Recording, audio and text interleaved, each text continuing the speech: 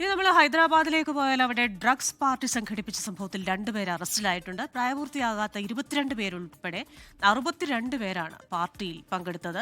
Trap house എന്ന പേരിലാണ് party സംഘടിപ്പിച്ചത്. ചെന്നൈയിൽ നിന്ന് മുഹമ്മദ് റഹീസാണ് ചേരുന്നത് വിശദാംശങ്ങളുമായി. റഹീസെ, 22 പേര് പ്രായപൂർത്തിയാകാത്തവർ 62 പേര് ഈ പാർട്ടിയിൽ പങ്കെടുത്തു.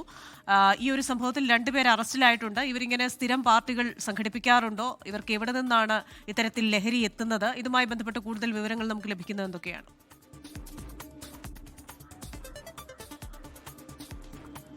കൃഷ്ണ, ഇവർ നേരത്തെ പലതവണ ഇത്തരത്തിൽ പാർട്ടികൾ സംഘടിപ്പിച്ചിട്ടുണ്ട് എന്ന വിവരം ഈ ഘട്ടത്തിൽ പുറത്തു വരുന്നുണ്ട്. ഇതിൽ ഏറ്റവും പ്രധാനം ഇൻസ്റ്റഗ്രാം വഴി ഇൻഫ്ലുവൻസ് ചെയ്തിട്ടാണ് ഇത്തരക്കാരെ ഇവർ ഈ പാർട്ടിയിലേക്ക് കൊണ്ടുവരുന്നത് എന്നുള്ളതാണ്.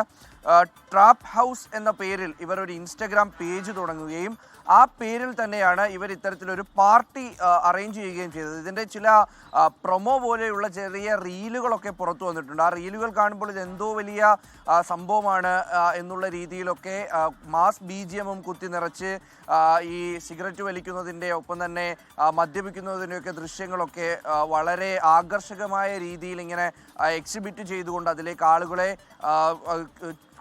കൂട്ടിച്ചേർക്കുന്ന ഒരു തരത്തിലാണ് അവരതൊക്കെയും ഉണ്ടാക്കിയിരിക്കുന്നത്. ഈ ദൃശ്യങ്ങൾ പ്രചരിച്ചതോടുകൂടി തന്നെയാണ് പോലീസ് ഇക്കാര്യത്തിൽ അവരുടെ ശ്രദ്ധ ഇതിൽ പതിഞ്ഞത്. അങ്ങനെ ഹൈദരാബാദ് പോലീസ് മൊയിനാബാദിലെ ഫാം ഹൗസിൽ എത്തി. ഇന്നലെ വൈകിട്ടോടുകൂടിയാണ് പാർട്ടി തുടങ്ങിയത്.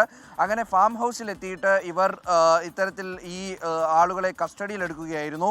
ആകെ അവിടെ 62 പേരായിരുന്നു ഉണ്ടായിരുന്നത്. അതിൽ 22 പേർ പ്രായപൂർത്തിയാകാത്തതാണ്. അതിൽ തന്നെ 5 പെൺകുട്ടികളുമുണ്ട്. അതായത് നിലവിൽ ലഭിക്കുന്ന വിവരമനുസരിച്ച് +2 പഠിക്കുന്ന 5 പെൺകുട്ടികളെന്നാണ് വിവരമുള്ളത്.